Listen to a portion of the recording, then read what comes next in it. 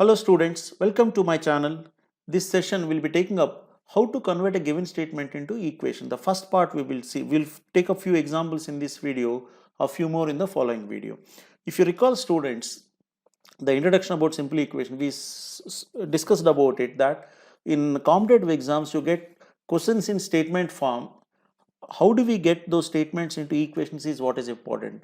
Whether it's a profit and loss, whether it's a time and work, whether it's a time and distance, you name anything. So you get questions on in statement sums, you have to convert them into equations. That's what we'll concentrate on this particular session. If you look at one example, one statement sum, if I give you sum of three consecutive integers is 60, find sum of the squares of these integers. You can pause the video, you can try and then continue watching this. Students, sum of three consecutive integers is 60. Usually what many students will do is, the moment I say sum of three consecutive integers is 60, people write x plus y plus z is 60. And then there are three unknowns x, y, z. How do we solve with one equation? People keep staring at. See, please understand, this is not right. See, every word in the statement is important when you convert into equation. I didn't say sum of three integers is 60. I said sum of three consecutive integers is 60. What do you mean by consecutive integers?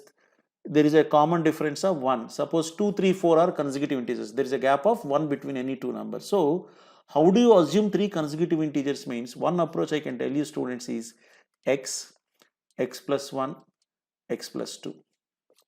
Right? Once you take the three number like this, what is sum of them students? 60 means x plus 1 plus x plus 2 is 60. So what we can say students, 3x plus 3 is 60, 3x is 57 or x is 19. Once x is 19, the numbers are first of all 19, 20, 21. Right, this is one way of finding the three numbers, but not the only way students. What is the other way you can also do it students is, if you look at, you can also write, see, you can write the middle number as x, the previous number as x minus 1, the next number as x plus 1. Instead of taking the first number as x, if I take middle number as x, the previous one is x minus 1, the next one is x plus 1. If I take like this, what happens students when you add them? What happens, you tell me please? Minus 1 plus 1 gets x minus 1 plus x plus 1. If I take some plus 1 equals to 60, when you say plus 1 minus 1 gets cancelled, 3x is 60, so hence x is 20. But what is x here? The middle number. If middle number is 20, the previous number is 19, the next number is 21. This is another way of doing it.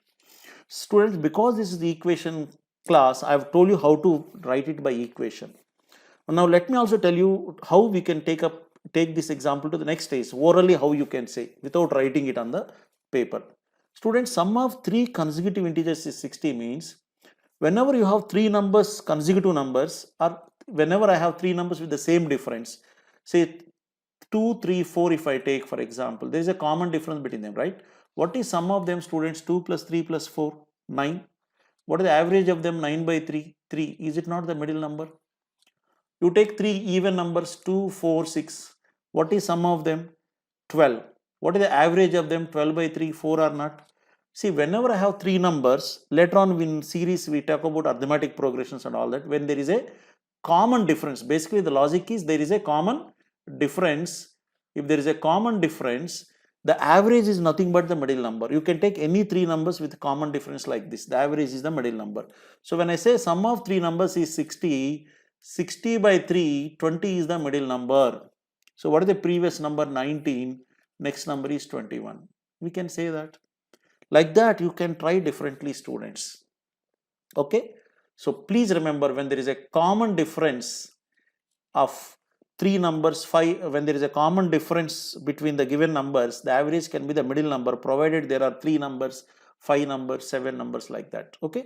More of this in averages class. When we come to the averages module, we will discuss about it, right? So for the timing, I can say 60 by 3 numbers are there. They are consecutive numbers. They have a common difference. Hence, they have a common difference.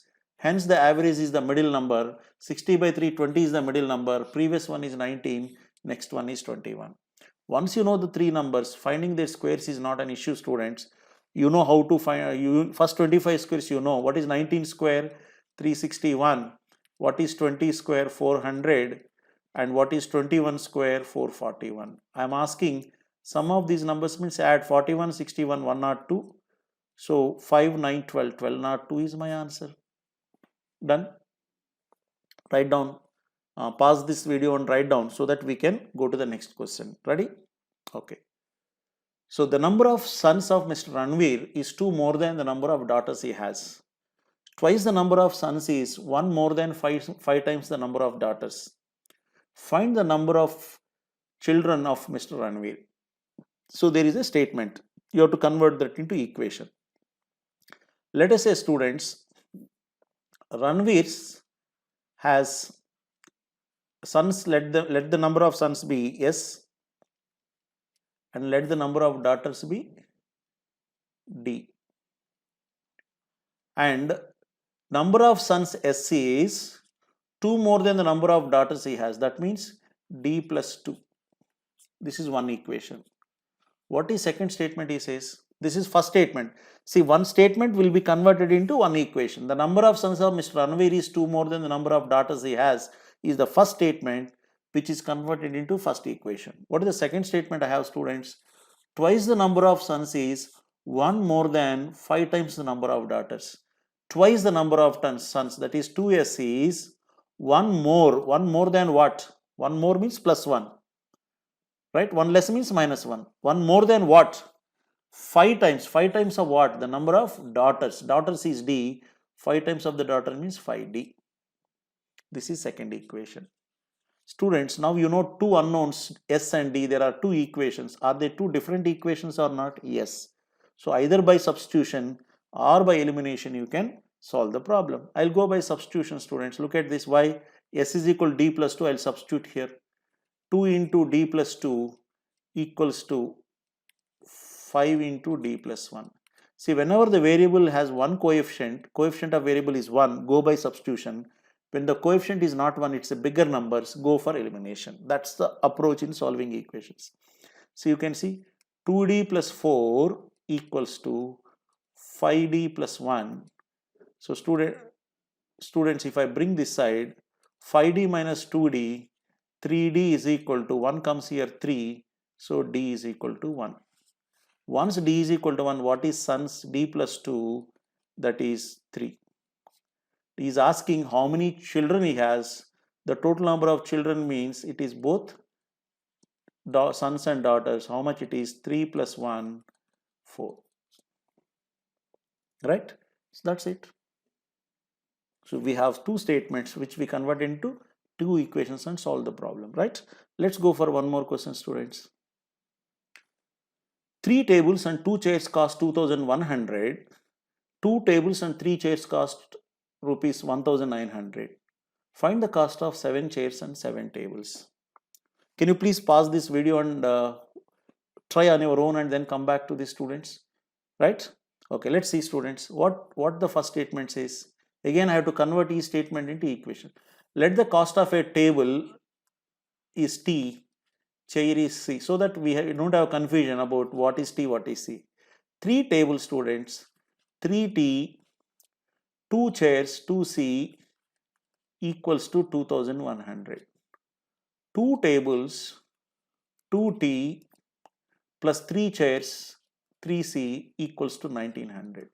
Students, you know how to solve. There are two equations here again.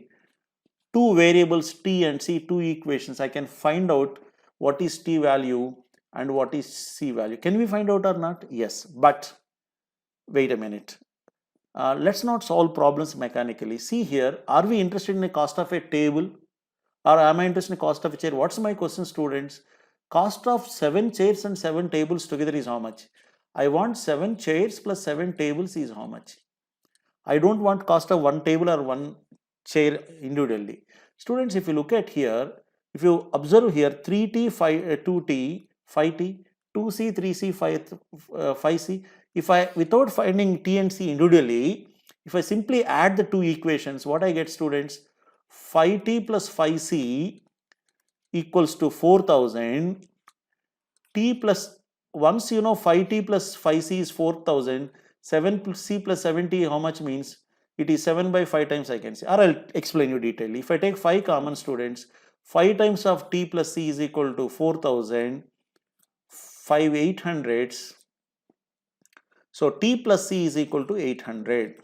Once t plus c is equal to 800, 7c plus 7t means if you need 7 times of c plus t, 7 times of 800, 5600, right? You got it. So that's what you should avoid finding t and c. That's what, just because I know how to solve two simple equations, I cannot solve the two equations and find out each variable and then try to find out this. One more thing, students, even here I want to avoid this step, please. Can you not do directly? I know 5 times of each one is 4000. I want 7 times means if 5 times of each one is 4000, if 5 times of each one is 4000, 7 times of each one is how much means? I'm just writing to explain to you, students. You can write simply 7 by 5 into 4000. You see 5 800, 7 800, 5 800, 7 into 800 is 5600. Why finding one time and then finding 7 times? See, every second you save is important, students, right? So this is how, while you learn how to solve equations, you have to improvise in every question, right? In the next continuation video, I will take a few more examples and see how we can improvise instead of solving the equations routinely, right? So, in the meantime, if you have any queries, you can mail me at sr.gorantla1@gmail.com, or you can reach me at sr.gorantla at Facebook, Instagram, Twitter, and LinkedIn.